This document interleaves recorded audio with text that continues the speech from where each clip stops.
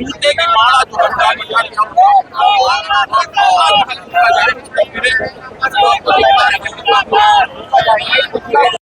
इससे पहले अशोक अरोड़ा का पुतला फूका जा रहा है और इससे आज महिला शक्ति के द्वारा यहाँ पर पुतला फूका जा रहा है। और ये देख सकते हैं किस प्रकार से पुतला फूका जा रहा है, जिसको भी महिलाएं पहना करके पुतला है फूका जा रहा है। लाइव देखो किस प्रकार से जुतियाँ मारी जा रही है और इस प्रकार जो अभद्र महिला जो देख सकते हैं जुतियाँ कितना जैसे हम आपको दिखा रहे हैं, ये देख सकते हो किस प्रकार से जो जुतियाँ हम आपको दिखा रहे हैं कुरुक्षेत्र के अग्रसेन चौक से। ये देख सकते हो किस प्रकार से जुतियाँ चप्पलें मारी जा रही हैं और ये देख सकते हो किस प्रकार से ये देख सकते हो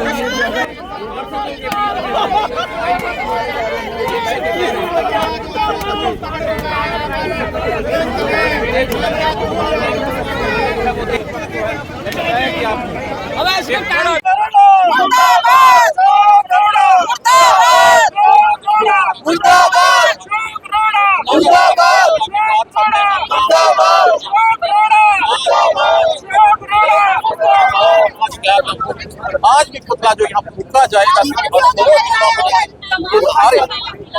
ये भारतीय जनता पार्टी के कार्यकर्ता जो परमजीत कश्यप की अगुवाई में इकट्ठी हुई है। तस्वीरें लाइव आपको दिखा रही है। बड़ा प्रदर्शन जो है अब दोबारा फिर वो शुरू हुआ है। तस्वीरें आपको लाइव आपने बताया कि आपको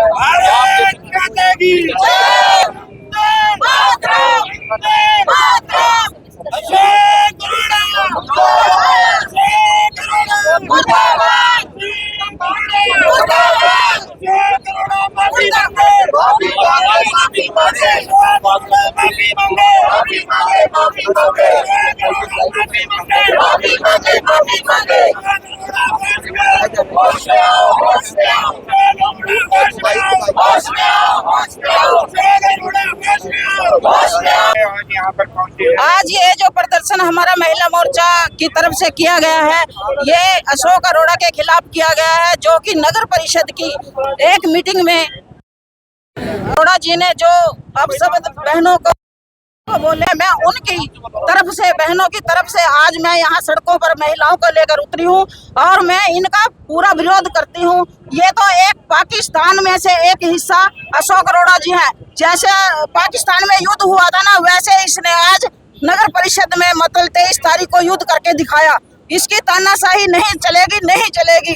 हम महिला मोर्चा इसको सहन नहीं करेंगे। हम इसको अपने विधायक पद से इस्तीफा मांगेगा, ठीक है, नहीं तो हम दिलवा के रहेंगे। हम सरकार से उम्मीद करेंगे ऐसे एमएलए की हमें कुरुक्षेत्र में जरूरत नहीं है, जो महिलाओं को अब शब्द बोलता है। इतनी शर्म नहीं है, जो पूर्व में स्पीकर रहा, मंत्री रहा और ये बुढ़ेपेपन में आ गया, अब भी इसको इतनी शर्म नहीं है कि हमारी बहनें बेटियां पार्षद हैं, जो हम उनके सामने इतनी गंदी अनहोनी हरकतें कर रहे हैं।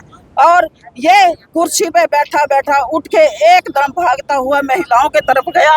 उनकी हमारे पास वीडियो भी है और जो भी मतलब कार्रवाई इनके खिलाफ होनी चाहिए। हम सरकार से मांग करते हैं कि इनके FIR दर्ज की जाए और अपनी मारी बेटियों से, बहनों से माफी मांगी जाए। बस मेरा यही कहना है कि इसको ज्यादा से ज्यादा सख्त से सख्त कार्रवाई होनी चाहिए।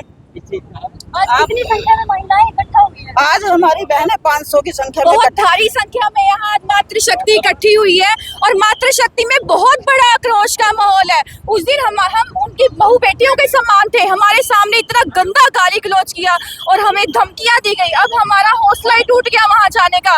अब हमारा मन ही नहीं करता वहाँ जाने का कि कैसे जाए। इतना गंदा माहौल कर दिया उन्होंने हाउस की मीटिंग का, इतना गंदा माहौल कि हम अब नहीं जा सकते। हम अपने पति और अपने पिताजी को इसलिए लेके जाते थे कि हमारा हौसला बना रहता था। आज हमारा हौसला ही टूट चुका है। इतनी गंदी गालियां सुन के वहाँ पे हम नहीं जाएंगे। खुद विधायक होके इतनी गंदी हमारे सामने उन्होंने गालियां दी, हमें बिल्कुल भी अच्छा नहीं लगा कि अगर हमारे आदमी हमारे साथ गए हैं तो वो हमारा हौसला बढ़ाने के लिए गए थे कि हम एकदम से नए जैसे चुनाव होके हम अंदर गए कमेटी में तो हम काम करवा सके, मगर उन्होंने तो हमारा हौसला गिराने की कोशिश की है। और इतनी गंदी गंदी, हम सभी पार्षद लेडीज मौजूद थी, सबके सामने उन्होंने गालियां दी है। और महिला जो हमारे पार्षद थे ना, उनको मारने की भी कोशिश। तो महिला मीटिंग में होना, जब महिला अकेले चुनाव लड़ सकती है तो महिला विवाद का कारण तो हम जब अपनी महिलाएं चुनाव लड़ सकती है, वो प्रतिनिधि का मतलब क्या महिलाओं पर विश्वास नहीं है, उनकी कार्यवाही पर विश्वास नहीं है प्रतिनिधियों? वही विश्वास था, विश्वास है उन्हें हम पे, मगर हम ना थोड़ा हौसला चाहते थे उनके साथ। हमारा थोड़ा सा भी हम उनके साथ, उन्हें अपने साथ चाहते थे कि हमारे साथ आए, एक दफा हमारा हौसला बढ़ाए, उसके बाद हम खुल जाएंगे, हम खुद काम वहाँ करवाएंगे। पर महिला चेयरपर्सन पहले से ही मौजूद थी, तो महिला चेयरपर्सन के होते हुए भी महिलाओं को प्रतिनिधि का हौसला चाहिए। ऐसा नहीं है, मगर जो चुनाव उसके बाद अशोक अरोड़ा जी ने हमें, हम सभी बहनों के सामने इतनी गंदी गंदी गालियां दी, उनके लिए कार्रवाई जरूर करनी चाहिए। तो महिला मोर्चा भी आगे क्या? देखो, मैं जब कभी भी आती हूँ ना किसी भी आंदोलन में, आप लोगों ने मेरे को देखा ही है वैसे हर जगह, तो मैं देखती हूँ कि महिलाएं जो होती हैं वो या तो कम होती हैं या पीछे होती हैं। आज समझ में आ रहा है उसका सही रीज़न क्या है। हमारी जितनी भी महिला पार्षद हैं वो शायद अपने परिवार की सेवा के लिए आगे आई हैं। और माहौल गर्म देख के, और राजनीतिक माहौल ऐसे नहीं है इस मीटिंग में गर्म हुआ, इस मीटिंग से पहले गर्म था। हर कोई सेफ्टी चाहता है अपनी माँ और बहन की। पार्षद जी ने, अपने विधायक जी ने कह तो दिया कि वो जो महिला पार्षद हैं उनको पता है कि वो महिलाएं हैं, और वो घरेलू महिलाएं हैं, उनकी राजनीतिक समाज सेवा को लेकर शुरुआत है। हर कोई डरता है। आपके परिवार में आपकी माँ नहीं डरेगी क्या? आपकी बहन नहीं डरेगी क्या ऐसी गलौज से, गाली गलौज से? वो तुमने जो माहौल है पहले इतना गर्म करके रखा हुआ है, हर कोई सोचता है। एक तो सोच जाएगी पहले ही, नहीं मैं नहीं जाती। एक सोचेगा पति उसका कि तू क्या करेगी वहाँ जाकर, इतना सब कुछ वहाँ पर है। लेकिन स्टैंड लेना भी बहुत जरूरी है। शायद उनके पतियों ने या किसी ने भी उसका प्रतिनिधि बनकर वहाँ पर खड़े होकर स्टैंड लिया, लेकिन लाइव चल रहा था। इतनी गंदी भाषा आप यूज कर रहे हो, ऐसे कैसे आप कह सकते हो कि इतने % छूट महिलाओं के लिए और राजनीति में आए? तुम आने दोगे? इतना गंदा बोलोगे एक MLA होके भी, कौन महिला आएगी?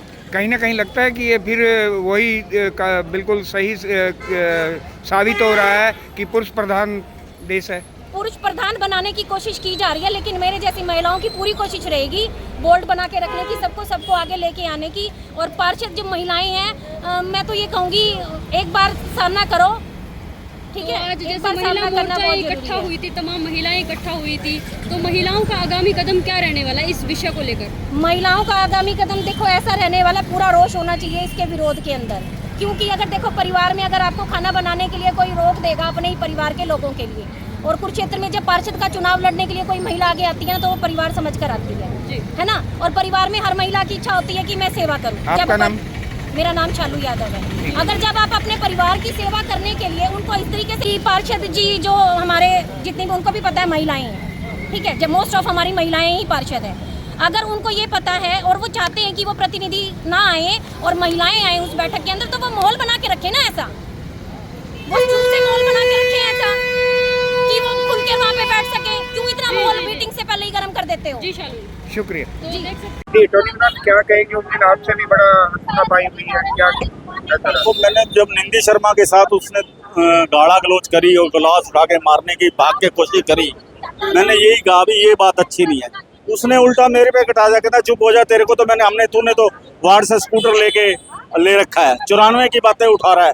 ये नहीं पता 94 के अंदर तेरे बस्ता भी नहीं लगने दिया था नैलो का, जब तेरे को MLA बनाया था, और मैं MC बना था पहली बार, और सुभाष सुधा जी चेयरमैन बने थे, और इसको हमने MLA बनाया, फिर स्कूटर पे ही बैठ के ये मेरे खिलाफ बोल रहा। उसके बाद इसका पार्टनर था संजय कौशल, उसने मेरे को पीछे से गाड़ काटी माँ बहन की, उतना मेरे को कहा तो भारी है, तो ये को बहुत अशोक अरोड़ा के कहने, वो भी तो एक नगर परिषद के हाउस में अगर ऐसी बातें होती है, क्या है? बहुत निंदनीय बात है। तो ये स्पीकर रहा क्या मांग है? क्या मांग है आपको? मेरी तो मांग यही है भी ये गलत हुआ जो हुआ, मतलब कि एक जोन सा वो पत्थर आए हुआ, किसी MC के पास लेटर पहुंचा ही नहीं भी अंदर पार्षद जाएगा कि नहीं, हमारे को पता ही नहीं है।